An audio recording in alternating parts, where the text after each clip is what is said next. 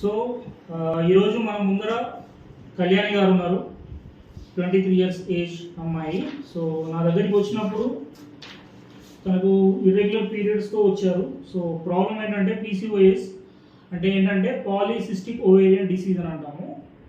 Generally అమ్మాయిల్లో at the age of 13 years నుంచి even 35 years 40 years వరకు కూడా జనరల్గా కనిపించే ప్రాబ్లం ఏంటంటే పీసీఓఎస్ అని అంటాం. అంటే పాలీసిస్టిక్ ఓవేరియన్ డిసీజ్ అని అంటాం. అంటే ఏంటంటే గర్భాశయంలో నీటి బుడగలు అని అంటారు కొన్ని ప్లేసెస్లో. సో ఈ గర్భాశయంలో నీటి బుడగలు ఉండడం వల్ల చాలామందికి పీరియడ్స్ రెగ్యులర్గా రావని తెలియదు. సో ఆ పీరియడ్స్ చాలామందికి ఈవెన్ పీరియడ్స్ రెగ్యులర్గా వచ్చిన పీసీఓఎస్ అనేది ఫామ్ అవుతుంటుంది. అయితే చాలామంది అమ్మాయిలు ఏంటంటే పీరియడ్స్ ఇర్రెగ్యులర్గా అయిన తర్వాత డాక్టర్ దగ్గరికి వెళ్తే వాళ్ళు టెస్ట్ చేసినప్పుడు అది పీసీఓఎసా లేకపోతే థైరాయిడా ఇట్లాంటివి చెక్ చేసుకుంటూ ఉంటారు. సో మనము ఈ అమ్మాయి వచ్చినప్పుడు తనకు కొంచెం ఫేస్ పైన పింపుల్స్ కూడా ఉన్నవి. అవన్నీ చూస్తే నాకు పీసీఓఎస్ అనిపించి టెస్ట్ చేయించాము. సో షాకింగ్ ఏంటంటే ఆల్మోస్ట్ ఇందులో ఫస్ట్ టైం వచ్చినప్పుడు 51x16 mm ఓవరీస్లో సిస్ట్ ఉంది.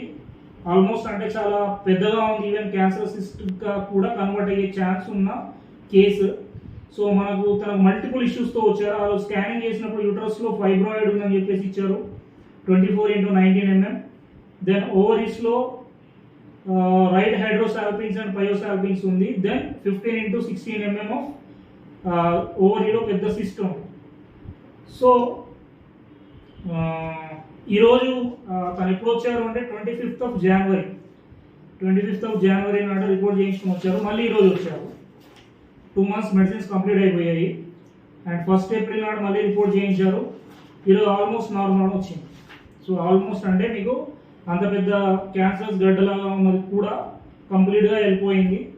అండ్ ఇప్పుడు ఆల్మోస్ట్ ఫేస్ కూడా క్లియర్ అయిపోయింది.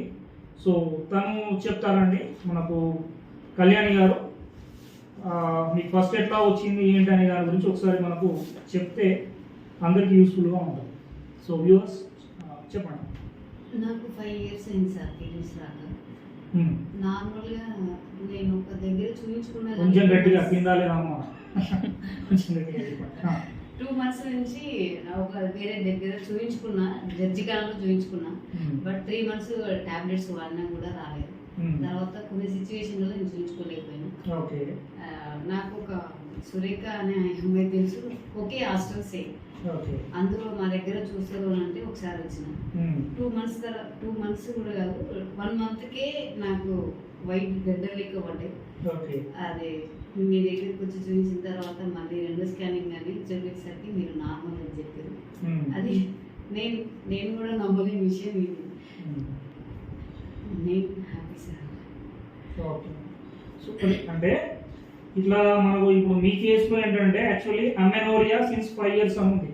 అంటే 5 years నుంచి అసలు పీరియడే రాలేదని చెప్పేసి ఉన్నాం.